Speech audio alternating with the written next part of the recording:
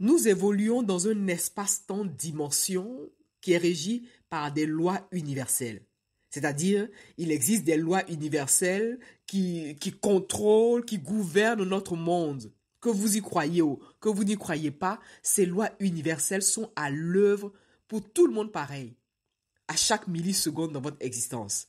Dans cette capsule, j'ai choisi de vous partager un principe qui, si vous l'intégrez, vous aidera à réaliser avec aisance et à poser les actions jour après jour, les actions qu'il faut pour sortir de terre enfin ce projet qui vous tient le plus à cœur.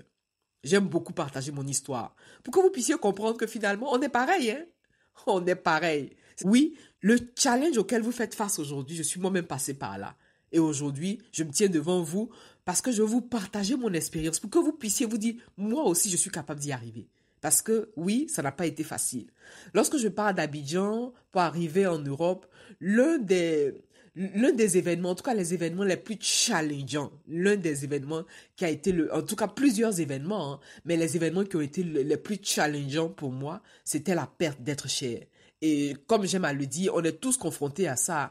Dès l'instant où on part de chez soi, à plus de 6000 km de chez soi en tout cas, c'est sûr et certain qu'il faut s'attendre à ça, c'est-à-dire à la perte d'un être cher. Ça, c'est sûr et certain. Mais la véritable question, c'est de savoir, est-ce qu'on est vraiment préparé?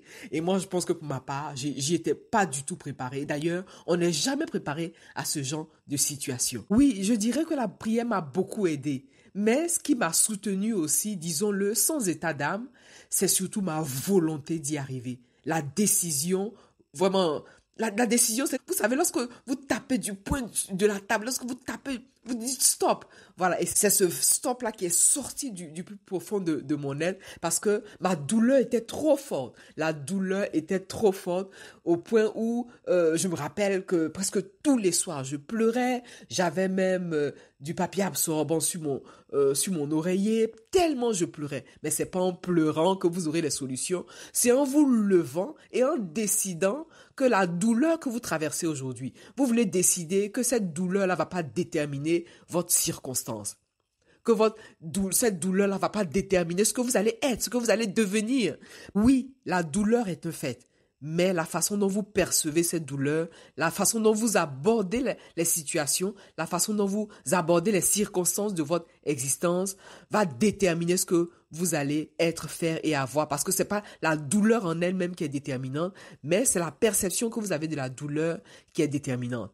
Et c'est vrai, la douleur est un fait et c'est la souffrance qui est un choix. Et donc, vous pouvez choisir de souffrir continuellement ou alors décider aujourd'hui, ici et maintenant, vous lever, vous prendre en main, prendre votre existence en main afin d'accomplir ce que vous voulez véritablement accomplir.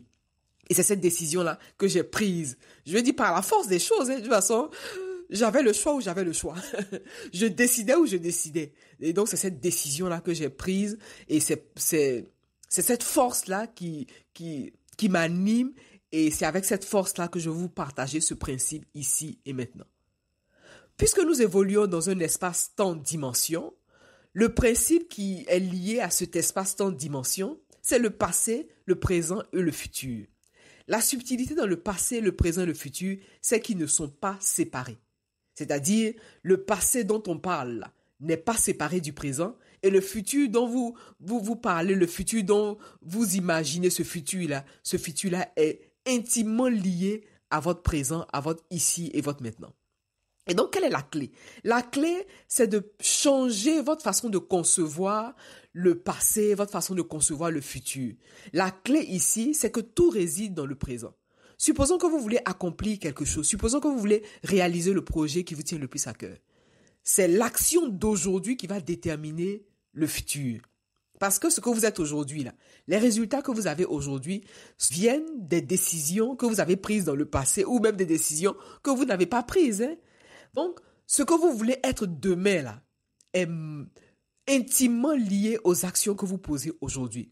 Et quand je parle de demain, quand je fais allusion à demain, le demain, ça peut être dans 2 jours, dans 3 mois, dans 1 an, 5 ans, 6 ans. Et donc, qu'est-ce que vous voulez véritablement voir accompli dans votre existence, dans ce futur-là?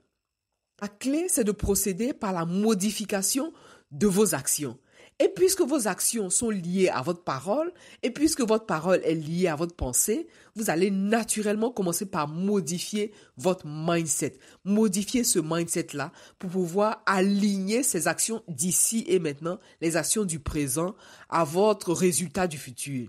Parce que oui, si les résultats que vous avez aujourd'hui, regardez autour de vous par exemple, lorsque vous ouvrez les yeux, qu'est-ce que vous voyez? Où est-ce que vous habitez? Quels sont les résultats que vous avez? Où est-ce que vous en êtes concrètement de votre existence? Est-ce que ces résultats-là sont ce que vous voulez vraiment? Oui, c'est OK.